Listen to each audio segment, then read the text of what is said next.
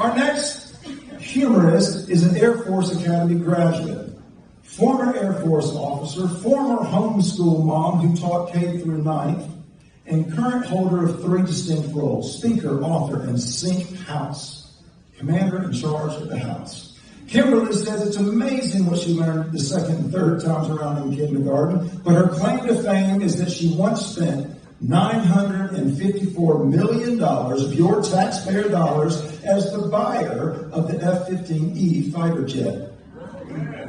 No, she's not running for office. Yes, folks, you heard that figure correctly, and you're welcome. Please give a warm NSA welcome to Kymberli Speight.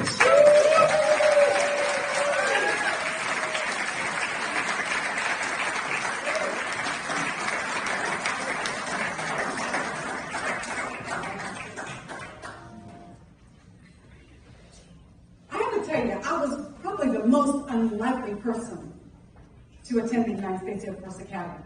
I had no clue what I was getting myself into. Case in point, the summer that I was 18, I was assigned a program called Free Fall. Now that's just like it sounds. You're jumping out of a perfectly good airplane. And that's about the time I began to hear some voices in my head that said, Kymberli, I think you're afraid of heights. Let me tell you, jumping at the academy is not like what you see on TV.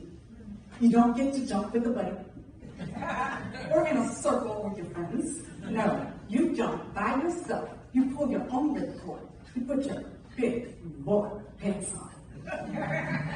Now let me tell you about ground training and my very first jump.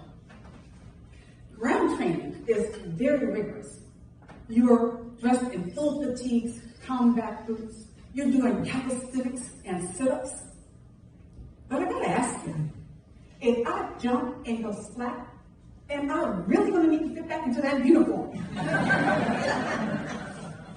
The rest of ground training I totally understood. They want you to be safe.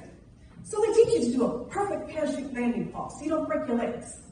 They teach you to check your shoe and make sure there's not a hole in it. They teach you to check and make sure there's not a line going across. We call that Midwest.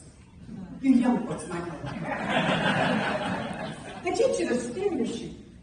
And they even taught us the landmarks. They said, there's a sewage treatment plant way far north. Don't worry about it, you'll never see it. It's way far north.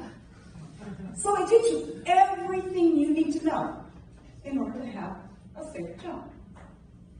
Here I was, on my way up from my very first jump, and I began to pray.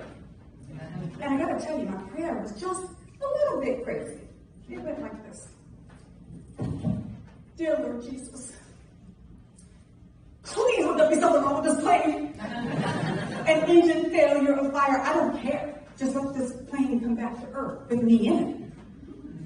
Well, needless to say, that didn't happen. Shortly after I finished my prayer, the jump master called for me. He said, stand in the door. I immediately assumed the position. He tapped me, and I was out. Now, in ground training, they teach you to do a slow 10 count so that you can fall stable in the air. It goes like this. 1001, 1002, 1003. You get that nice arch on your back, so you are falling stable. Like Samantha or Bewitched. Here was my count. That was a woman that's and instead of falling stable like Samantha, I was more like Darren.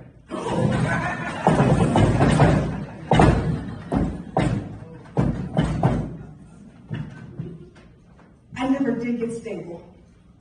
And I never did see that drop zone. But I did see the sewage treatment plant. And from 10,000 feet in the air, it looked like one of those old-time slide projectors. You know the ones where the slides are going one by one by one?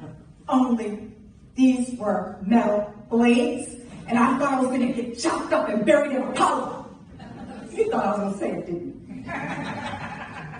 But that's when the voice said, Kymberli, I better get out of here. So I frantically began to steer. I got myself away from that sewage treatment plant that was north and I was headed south. And so then I was looking down, okay, where am I supposed to land? And right below me, what I saw was Highway I-25. I thought, oh, great. I'm gonna do a perfect parachute landing ball, and a big semi's gonna blast me out. So the voices said, so now I got headed in an easterly direction, away from Highway I-25. And now I'm looking down for that ever elusive drop zone. And what do I see next? But a river rising to me.